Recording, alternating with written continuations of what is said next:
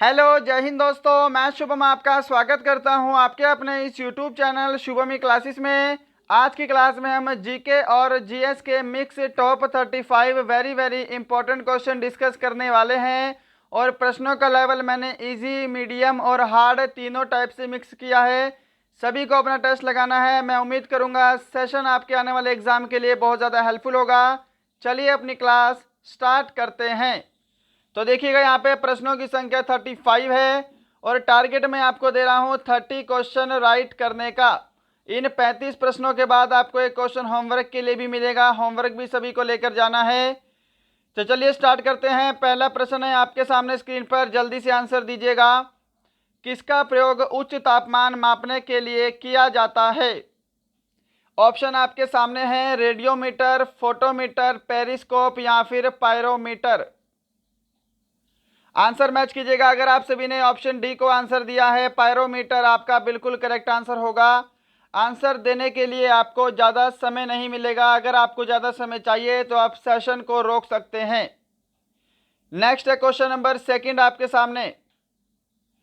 प्रश्न है, मिजोरम, मणिपुर, मेघालय तथा नागालैंड में राज्यसभा की सीटों की संख्या कितनी है? What are the number of Rajya Sabha seats in Mizoram, Manipur, Meghalaya and Nagaland? तो यहाँ पे ऑप्शन डी आपका करेक्ट आंसर होगा। जिन्होंने भी ऑप्शन डी को आंसर दिया है उनका आंसर बिल्कुल करेक्ट है। क्वेश्चन नंबर है आपके सामने थर्ड, स्क्रीन पर जल्दी से आंसर दीजिएगा। क्वेश्चन है कि सिंधु घाटी सभ्यता से संबंधित स्थल लोथल किस नदी के किनारे स्थित था?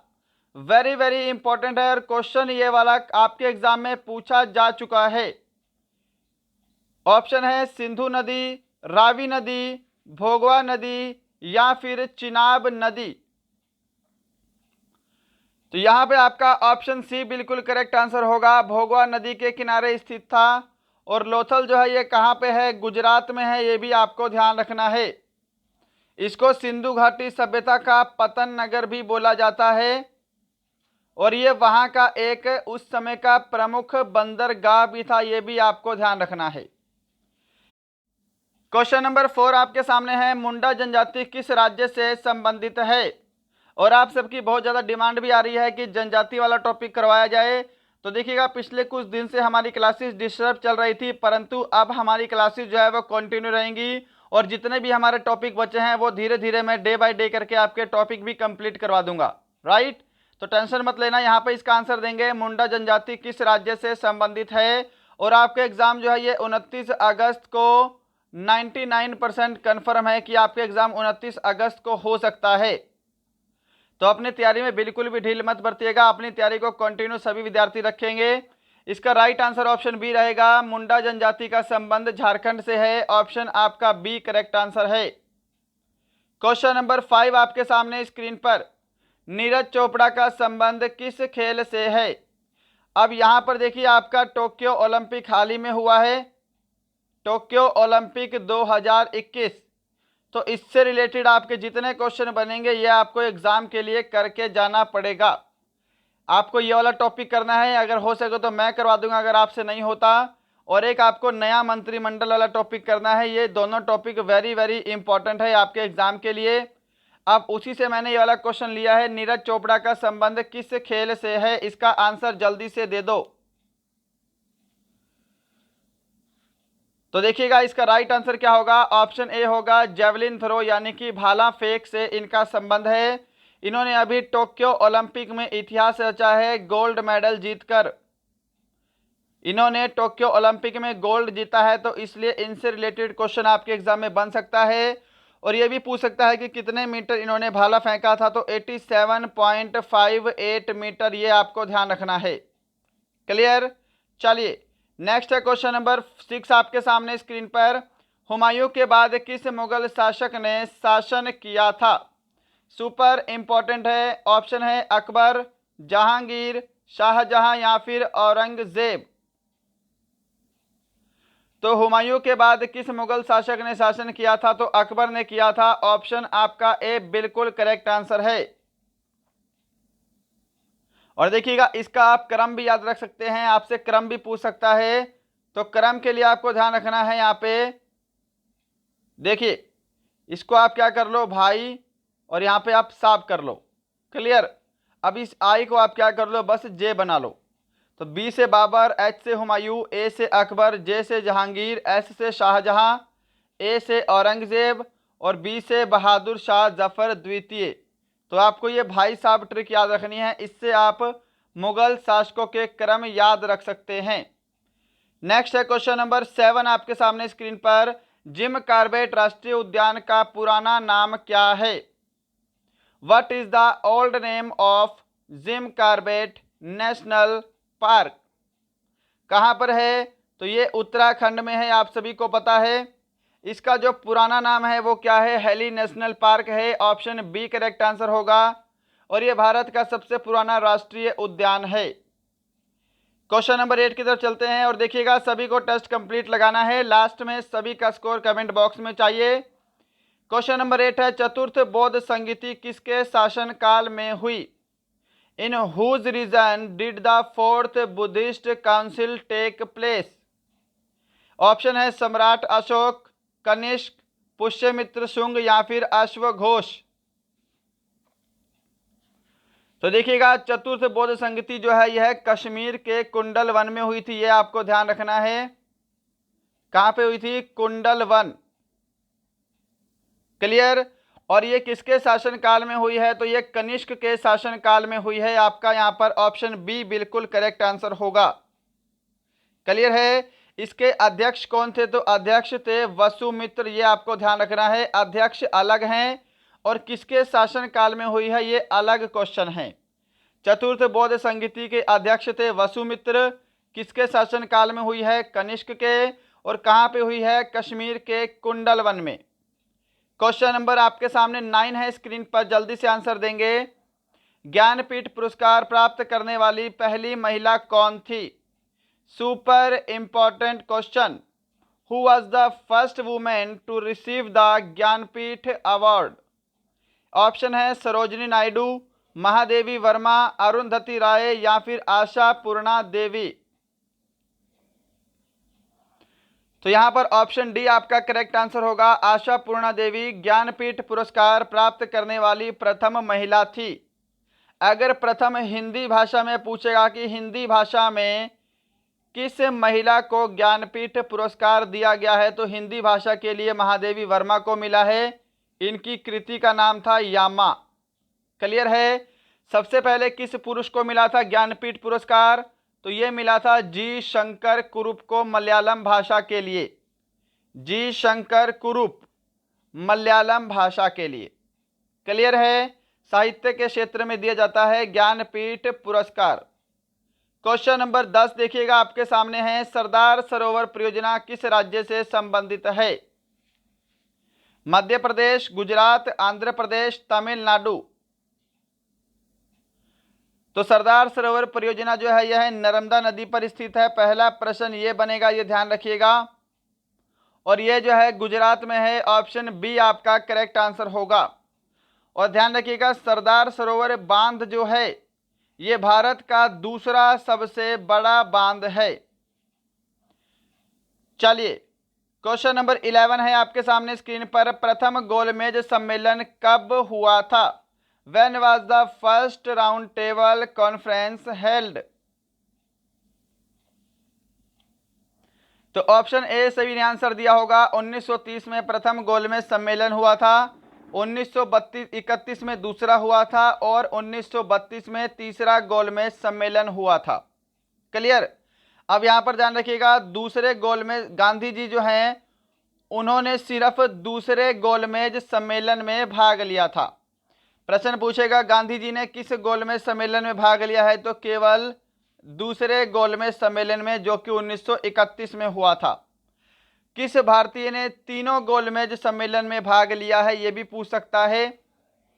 तो तीनों गोलमेज सम्मेलन में भाग किसने लिया है? BR अंबेडकर, ये आपको ध्यान रखना है। क्लियर। क्वेश्चन नंबर 12 देखिए। तात्या टोपे का वास्तविक नाम क्या था? What was the real name of Tatya Tope? Option है आत्माराम पांडुरंग, नरेंद्र नाथ दत्त, रामचंद्र पांडुरंग या फिर मूल शंकर? तो आंसर मैच कीजिएगा। अगर आप सभी ने यहाँ पे ऑप्शन सी को दिया है रामचंद्र पांडुरंग, आप सभी का आंसर बिल्कुल करेक्ट है। तात्या टोपे का वास्तविक नाम रामचंद्र पांडुरंग था। क्वेश्चन नंबर है आपके सामने 13। मुगल दरबार में आने वाला प्रथम अंग्रेज कौन था?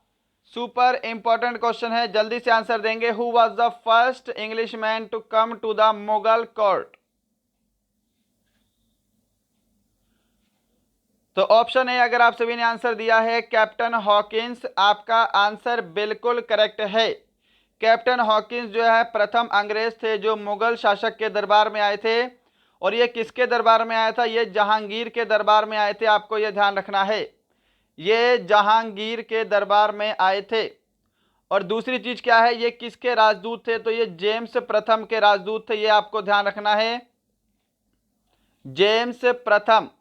अब आपसे एग्जाम में पूछ सकता है कि जो कैप्टन हॉकिंस है वो किसके राजदूत के रूप में जहांगीर के दरबार में आए थे? तो जेम्स प्रथम। या फिर आपसे पूछ सकता है कैप्टन हॉकिंस किसके दरबार में आया था? तो जहांगीर। क्लियर है? चलिए क्वेश्चन नंबर 14 आपके सामने है। किसे ईरान का नेपोलियन कहा जाता है? ऑप्शन आपके सामने स्क्रीन पर है, जल्दी से आंसर देंगे।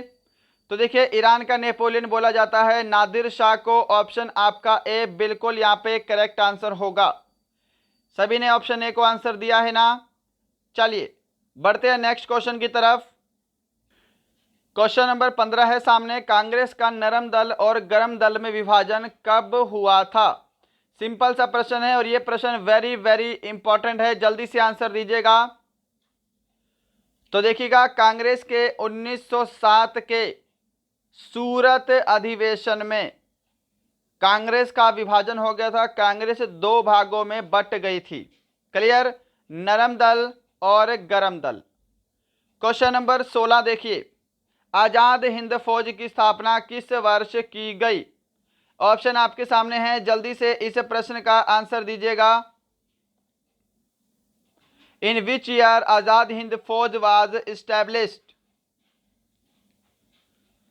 तो देखिएगा आजाद हिंद फौज की स्थापना सुभाष चंद्र बोस और रास बिहारी बोस ने की थी, ये आपको ध्यान रखना है। 1943 ऑप्शन बी करेक्ट आंसर है। कहां पर हुई थी? तो सिंगापुर में हुई है, ये भी आप सभी को पता होना चाहिए। क्लियर? Question number 17। रावत भाटा परमाणु ऊर्जा संयंत्र किस राज्य में है? In which state is the Rawatbhata atomic power plant located? Option है राजस्थान, महाराष्ट्र, जम्मू कश्मीर या फिर तमिलनाडु। तो आंसर मैच कीजिएगा। अगर आप सभी ऑप्शन ए को आंसर दे रहे हैं रावत भाटा परमाणु ऊर्जा संयंत्र कहां पे है? राजस्थान में है, आप सभी का बिल्कुल करेक्ट आंसर है। नेक्स्ट है क्वेश्चन नंबर 18 आपके सामने। डेंगू बुखार शरीर के किस अंग को प्रभावित करता है? तो देखिए डेंगू जो है यह वायरस के कारण होता है, पहला आप सभी को क्वेश्चन ये पता होना चाहिए। और इसके वायरस का नाम क्या है? अरबो वायरस। और ये जो है पूरे शरीर को प्रभावित करता है। ऑप्शन आपका डी यहाँ पे करेक्ट आंसर है। क्वेश्चन नंबर 19 देखिए, जल्दी से जल्दी क्वेश्चन को डिस्कस करेंगे जिससे आपका यहाँ पे ज़्यादा समय इन्वेस्ट नहीं होगा और आप कम समय में अधिक से अधिक प्रश्नों का टेस्ट लगा पाएंगे और अच्छे से प्रैक्टिस कर पाएंगे। क्वेश्चन नंबर 19 है, अंतर्राष्ट्रीय श्रम संगठन का मुख्यालय कहाँ स्थित है? इसका आंसर देंगे जल्दी से। और देखिएगा आपका जो एग्ज़ाम है ये 29 तारीख को कन्फर्म हो सकता है। मेरी 2-3 ARO में बात हुई है उनके हेल्पलाइन नंबर पे, तो उन्होंने यही बताया है कि आपका जो एग्ज़ाम है वो 29 अगस्त को कराने की प्लानिंग चल रही है। तो 99% कन्फर्म हो सकता है आपके एग्ज़ाम जो है क्या पता 29 अगस्त को ही हो जाए। तो जो भी विद्यार्थी अपनी तैयारी छोड़कर बैठे हैं ना, उन सभी को बोलूँगा दोबारा से अपनी गाड़ी को ट्रैक पर लेके आओ, नहीं तो फिर बहुत प्रॉब्लम हो जाएगी। क्लियर है? पढ़ाई को बिल्कुल भी स्किप मत करना। 12 या फिर 14 तारीख को आपको पता लग जाएगा कि आपका एग्ज़ाम होगा या फिर नहीं होगा। क्लियर? तो 29 अगस्त को वैसे आपका 99% कन्फर्म है एग्ज़ाम, तैयारी कंटिन्यू रखना। तो देखिएगा अंतर्राष्ट्रीय श्रम संगठन का मुख्यालय कहाँ पे है, तो ये जेनेवा में है। ऑप्शन आपका सी करेक्ट आंसर है। क्वेश्चन नंबर आपके सामने 20 स्क्रीन पर है, आंसर देंगे। निम्न में से किसका संबंध वायलिन से है? जल्दी से बताइएगा, वायलिन से किसका संबंध है? Which of the following is related to violin? Option है S Balachandran, T N Krishnan, Hari Prasad Chaurasia, Panna Lal Ghosh. तो ऑप्शन बी आपका करेक्ट आंसर होगा। टी एन कृष्णन का संबंध वायलिन से है। क्या सभी ने ऑप्शन बी को आंसर दिया है? और यहाँ पे हरि प्रसाद चौरसिया और पन्ना लाल घोष, इनका संबंध किससे है? बांसुरी वादन से है, ये आपको ध्यान रखना है। चलिएगा क्वेश्चन नंबर 21 आपके सामने। कार्य तथा ऊर्जा का एसआई मात्रा क्या है? What is the SI unit of work and energy? Simple सा प्रश्न है। ऑप्शन सी जिन्होंने आंसर दिया है जूल, उनका करेक्ट आंसर है। क्वेश्चन नंबर आपके सामने 22 है स्क्रीन पर। केंद्रीय ईंधन अनुसंधान संस्थान कहाँ स्थित है? Where is the central fuel research institute located? Kolkata, Dhanbad, Pune, Jaduguda. अब देखिएगा यहाँ पे कंफ्यूजन में आपको धनबाद आंसर नहीं करना है। केंद्रीय ईंधन अनुसंधान संस्थान पूछा है तो आपको जादूगोड़ा आंसर करना है। ऑप्शन डी राइट आंसर होगा। अगर आपसे एग्जाम में पूछता केंद्रीय ईंधन व खनन अनुसंधान संस्थान, केंद्रीय ईंधन व खनन अनुसंधान संस्थान, तब आपका आंसर धनबाद होगा। क्लियर? चलिए क्वेश्चन नंबर 23 देखिए सामने। प्रसिद्ध बद्रीनाथ मंदिर स्थित है। The famous Badrinath temple is located at? Badrinath temple जो है यह उत्तराखंड में है। ऑप्शन आपका सी करेक्ट आंसर होगा। क्या सभी ने ऑप्शन सी को आंसर दिया है? चलिए नेक्स्ट क्वेश्चन है क्वेश्चन नंबर 24। क्वेश्चन नंबर 24 है, भारतीय खेल प्राधिकरण की स्थापना किस वर्ष की गई? वेरी वेरी इंपॉर्टेंट क्वेश्चन है और इसको हम स्टैटिक क्वेश्चन में ले सकते हैं। In which year the sport authority of India was established? इसको SAI भी बोलते हैं शॉर्ट फॉर्म में। तो देखिएगा इसकी स्थापना जो है ये 1984 में की गई। ऑप्शन सी आपका करेक्ट आंसर है। और भारतीय खेल प्राधिकरण के वर्तमान अध्यक्ष कौन है? इसका आंसर आप सभी मुझे कमेंट बॉक्स में जरूर देंगे अगर आप सभी को पता है। क्वेश्चन नंबर 25 आपके सामने स्क्रीन पर है। मेजर ध्यानचंद राष्ट्रीय स्टेडियम कहाँ स्थित है? Where is major Dhyan Chand national stadium located? Mumbai, Delhi, Kolkata, Chennai. तो क्या आंसर कर रहे हो? जो भी आंसर ऑप्शन बी को दे रहे हैं दिल्ली, आप सभी का आंसर बिल्कुल करेक्ट होगा। मेजर ध्यानचंद को हॉकी का जादूगर भी कहा जाता है, आपको पता होना चाहिए। क्वेश्चन नंबर 26 आपके सामने। ऑस्कर पुरस्कार का प्रारंभ किस वर्ष किया गया? In which year was the Oscar award instituted? तो देखिएगा ऑस्कर पुरस्कार जो है यह किससे संबंधित है? तो यह फिल्मों से संबंधित है, राइट। और इसकी जो स्थापना है, इसका प्रारंभ जो है ये 1929 से किया गया। ऑप्शन आपका बी राइट आंसर है। Question number 27। किसी राज्य के मुख्यमंत्री बनने के लिए न्यूनतम आयु सीमा कितनी है?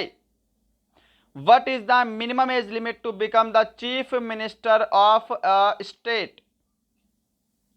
तो राज्य का मुख्यमंत्री बनने के लिए न्यूनतम आयु सीमा कितनी होनी चाहिए? 25 वर्ष होनी चाहिए। ऑप्शन सी करेक्ट आंसर है। Question number 28। इनमें से कौन सिखों के 5वें गुरु थे? बताइए जी जल्दी से इस प्रश्न का आंसर। तो देखिएगा सिखों के 5वें गुरु कौन थे? गुरु अर्जुन देव थे। ऑप्शन डी करेक्ट आंसर होगा। मुगल शासक जहांगीर के आदेश पर इनको फांसी की सजा दी गई थी, ये आपको पता होना चाहिए। क्लियर है? सिखों के 5वें गुरु कौन थे? अर्जुन देव, गुरु अर्जुन देव। क्वेश्चन नंबर 29 है सामने स्क्रीन पर आपके, जल्दी से आंसर देंगे। निम्न में से किस स्थान पर कुंभ मेले का आयोजन नहीं होता है? Haridwar, Nashik, Ujjain, Varanasi. In which of the following place Kumbh Mela is not organised? तो यहाँ पे ऑप्शन डी करेक्ट आंसर होगा। वाराणसी में कुंभ मेले का आयोजन नहीं होता है। 12 साल बाद कुंभ मेले का आयोजन किया जाता है हरिद्वार, नासिक, उज्जैन और प्रयागराज। क्लियर। तो वाराणसी आपका राइट आंसर होगा। वाराणसी में कुंभ मेले का आयोजन नहीं होता है। क्वेश्चन नंबर 30 आपके सामने है। मुखौटा किस राज्य का प्रमुख लोक नृत्य है? मुखौटा is the main folk dance of which state? Jammu Kashmir, Assam, Meghalaya, Arunachal Pradesh. तो आंसर मैच करेंगे अगर आप सभी ऑप्शन डी को दे रहे हैं। अरुणाचल प्रदेश आपका करेक्ट आंसर है। क्वेश्चन नंबर 31 है सामने स्क्रीन पर, आंसर दीजिएगा। रजत क्रांति का संबंध किससे है? सिंपल सा प्रश्न है और वेरी वेरी इजी, काफी बार आपके एग्जाम में पूछा गया question. What is the silver revolution related to? Option है आलू उत्पादन, अंडा उत्पादन, प्याज उत्पादन या फिर पेट्रोलियम उत्पादन। तो रजत क्रांति का संबंध जो है ये अंडा उत्पादन से है। ऑप्शन बी करेक्ट है। क्वेश्चन नंबर 32 आपके सामने। चौहान वंश का संस्थापक कौन था? Who was the founder of Chauhan dynasty? Option है खिज्र खान, दंती दुर्ग, वासुदेव, हरिश्चंद्र। तो चौहान वंश का संस्थापक कौन था? वासुदेव थे। ऑप्शन यहाँ पे सी आपका राइट आंसर है। क्वेश्चन नंबर 33 आपके सामने स्क्रीन पर है। इंटरनल इंडिया पुस्तक किसकी रचना है? जल्दी से आंसर दीजिएगा। स्टैटिक जीके से क्वेश्चन है। Who wrote the book internal India? Option आपके सामने हैं। अगर आपको आंसर देने के लिए ज़्यादा समय चाहिए तो सेशन को ज़रूर रोकिएगा, और अगर आपने अभी तक हमारा सेशन लाइक नहीं किया है तो लाइक ज़रूर करेंगे। अगर आप हमारे चैनल पर नए हैं तो सब्सक्राइब करके सभी को बेल आइकन दबाना है। डेली सुबह 10 बजे हमारी यहाँ पे क्लास होती है, ये आपको ध्यान रखना है। इंटरनल इंडिया पुस्तक की रचना की है श्रीमती इंदिरा गांधी ने। ऑप्शन ए करेक्ट आंसर है। क्वेश्चन नंबर 34 आपके सामने। साइमन कमीशन वापिस जाओ का नारा किसने दिया? बताइए जल्दी से इस प्रश्न का आंसर। ऑप्शन है जवाहरलाल नेहरू, सुभाष चंद्र बोस, लाला लाजपत राय या फिर बाल गंगाधर तिलक। तो साइमन कमीशन वापस जाओ का नारा लाला लाजपत राय के द्वारा दिया गया। ऑप्शन सी करेक्ट है।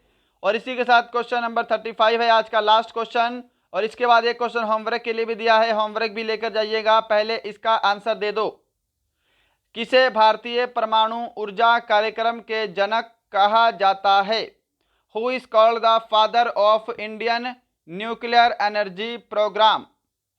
ऑप्शन है के सिवन, एपीजे अब्दुल कलाम, विक्रम साराभाई या फिर डॉक्टर होमी जहांगीर भाभा। तो सही जवाब ऑप्शन डी रहेगा। होमी जहांगीर भाभा को भारतीय परमाणु ऊर्जा कार्यक्रम के जनक कहा जाता है। तो दोस्तों ये थे आपके टॉप 35 जीके के क्वेश्चन मिक्स। बताइएगा आज का सेशन कैसा लगा आपको, और आज के इन 35 प्रश्नों में आपका स्कोर कितना हुआ है, ये सभी को कमेंट बॉक्स में कमेंट करना है। होमवर्क का क्वेश्चन है, कल की क्लास में डिस्कस करेंगे। शहर उज्जैन किस नदी के किनारे स्थित है? इसका आंसर दे दो। City Ujjain is situated on the banks of which river? Hooghly नदी, गोमती नदी, चंबल नदी या फिर शिप्रा नदी? इसका आंसर कमेंट बॉक्स में दीजिएगा और बताइएगा इन 35 प्रश्नों में आपका स्कोर कितना है, हमारा पढ़ाया हुआ आपको कैसा लगता है। चलिए तो मिलते हैं फिर कल किसी और अच्छे टॉपिक के साथ। तब तक के लिए जय हिंद, जय भारत।